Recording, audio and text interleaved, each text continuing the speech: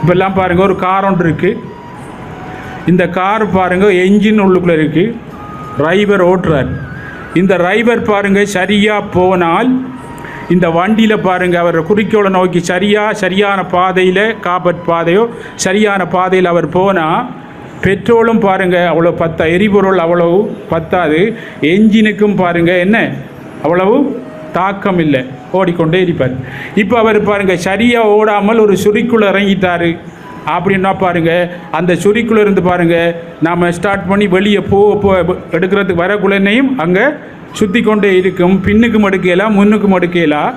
ஆனால் என்ன செய்யும், எரிபொருளும் எங்களுக்கு பாருங்கள் என்ன தீந்து போகும், என்ஜினுடைய பவரும் நம்ம குறைஞ்சிரும்.